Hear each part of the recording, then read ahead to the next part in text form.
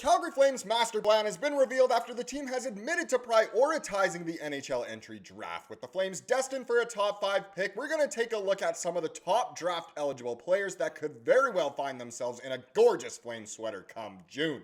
We're going to get into all that more in this video, but first I want to welcome you to Flames Digest. I'm Mark Griffith. If you're new around here and you love the Flames, make sure you subscribe so you can stay up to date on all the latest news, updates, reports, and rumors revolving around your Calgary Flames. We would love to welcome you to the Flames Digest family. And yes, it's January, but we're talking about the NHL Draft already, and we're kind of talking about who shall we take. Yes, this has been such, I guess, a suggested, requested video format for the channel. A lot of people want to talk about the draft, knowing that the Flames should hopefully get a very high pick in this year's draft. And look, not too long ago, the Flames kind of admitted that they were going to prioritize the draft more than anything else, and that became quite evident with the Rasmus Andersson trade, of course. So the master plan is to get whoever they can in the draft with a very high pick is what they're going to be prioritizing. So if we take a look here, these are the top 10 on the consensus rankings right now. So many different people have different players at number 1. Not everyone has McKenna at 1. A lot of people have Stenberg. A lot of people have Verhoff if you're going for a defenseman, but either way, the Digest media guys, they're really high on Stenberg, and he could very well end up being the number 1 guy. But as of right now, Gavin McKenna is still the number 1 in just, I guess, a compilation of all the major draft rankings. He's still up top. Verhoff, Stenberg, Tynan Lawrence, that's a very interesting one because he's the top center.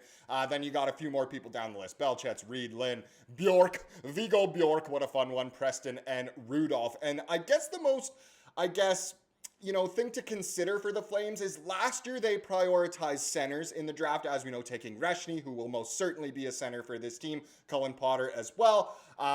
And they took some other centers. I mean, is Potter really a center? That kind of thing. At the time, was Reshny really a center? Yes, he's a center. But if we take a look at the top forwards, really look at that. There's not many that are centers. Tynan Lawrence, the only reason why he's so, high on a lot of mock drafts is because he is a center. And surprise, surprise, Vancouver Canucks, just like the Calgary Flames, need a center more than anything else. So a lot of people are thinking, could Lawrence go first since he's a center? I really don't think so, but you never know.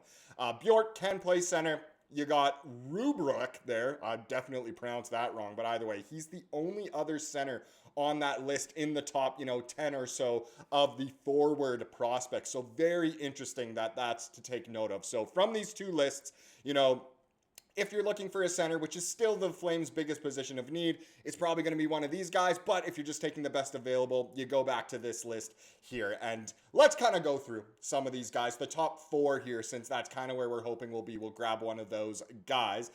First one, the man needs no introduction. I won't even go over, his height, weight, anything. We just saw him a bunch at the World Juniors. But these are Gavin McKenna's stats. Obviously, last year, winning the WHL with the Medicine Hat Tigers, 129 points in 56 games. Absolutely disgusting. This year at Penn State, he has 29 points in 22 games, which is really, really good for a freshman. He's no Ethan Wittenbach, but he's pretty dang good. And as we saw at the World Juniors, he did put up 2 points per game with 14 points in 7 games played, which was apparently underwhelming for a lot of people. But if you didn't know Gavin McKenna, his stats speak more loud than anything else. I still think he'll probably go number 1. It totally depends on what happens the rest of the way. Stenberg having an incredible year. Verhoff, if someone wants to go for a defenseman, of course, we'll have to see. But let's get into the next one here, talking about Stenberg. So he is a left wing, obviously 18 years old. He's on the smaller end, 5.08 in height. I don't know. That's kind of crazy. 173 centimeters. But either way, 154 pounds. So a very small guy. But he is really good. That must mean 5'8". I'm such a dimbat sometimes. But either way, 5'8", 154 pounds, smaller guy, but the skill is incredible. He is having one of the best U18, or, well, now he's over that, but U20, I guess we can say, seasons in SHL history. Other names above him are guys like, the Sedins, stuff like that. So he is having a really, really good year. If we get into his stats, as you can see there, 28 points in 29 games is not bad at all for someone of his age playing in a men's league. It's not a junior league,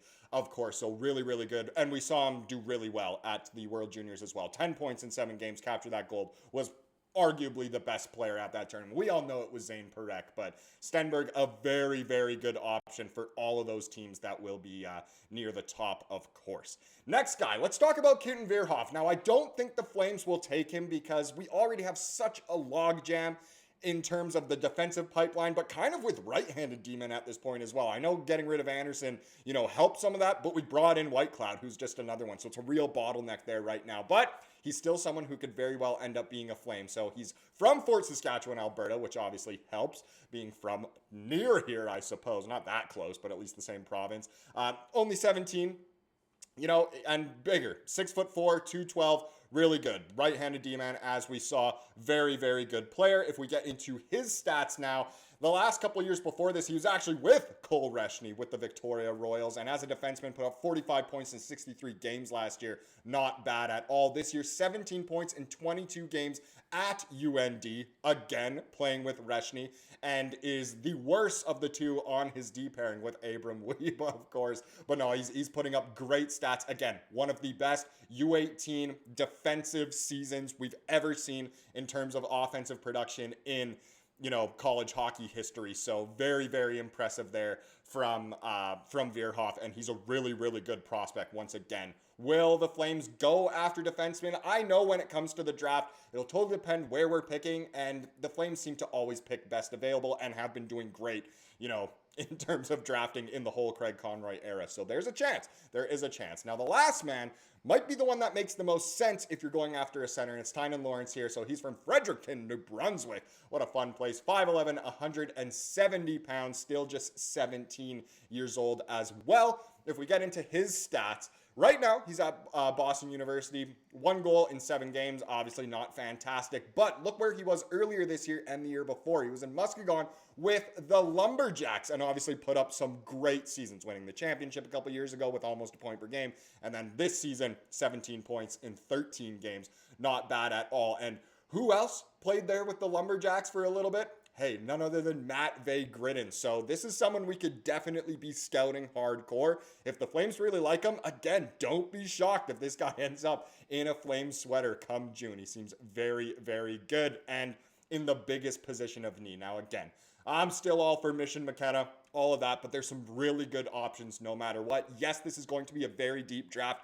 We should still try and get as many picks as possible, but hey, tanking for more than one of these would obviously be really nice, but there are some great options out there. Now, let's get into tonight's game as the Flames continue their quest of tanking.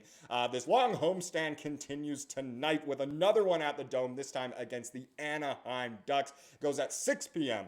on a Sunday, a little bit earlier than normal, but should be a very fun one for sure. If we get into the projected lineup here, so Sharkey with Backlund and Coronato as your top line. Zary, Kadri, Pospisil promoted all the way to the second line for this one. Huberdeau, Frost, Gridden. Why are we making Gridden play there? I feel so bad for him. Farabee on the fourth line with Kirkland and Klapka. Obviously, Farabee hasn't... When's the last time he got a point, to be honest? I mean, I'm sure it wasn't that long ago, but he has not been playing well lately. Kuzi with Weegs, Ball, and Whitecloud, Hanley, Bruce Stevich back in, thank goodness. And Wolfie is your starter tonight against Anaheim, so should be a fun one down at the Dome. Now, let's get into the comment of the day to wrap up this video, as we love to do here on the channel. Comes from yesterday's video, of course, and this is a good one here from Robert. Got quite a few likes. He said, I believe that this is the year to finish in the bottom 3. We need to add a star forward, and this is the year to get one. With 30 games to go, we need to trade Kadri and maybe Coleman away. If we can get 2 first-round picks and 2 prospects, then we have to do it. I don't know if they'll fetch that much, but that would be awesome. I'm looking forward to having a top team for the next 15 years. The goal is to win the cup, and Carney is the guy to get us there. Go Flames, go. So a lot of belief there, but it honestly does look great. Fingers crossed for all of that, obviously. Maybe more than 15 years, but yes, that is great. A lot of people still believe in Conroy, even though a lot of people are underwhelmed by the Andersson return, I suppose, which is fair enough. Everyone's entitled to their own opinion, but he's honestly been doing great so far, and hopefully will take us to that promised land, and we can get that top 3 pick, hopefully top 1. Thank you so much for watching this video. Please subscribe to what you saw here today, and have a wonderful rest of your day.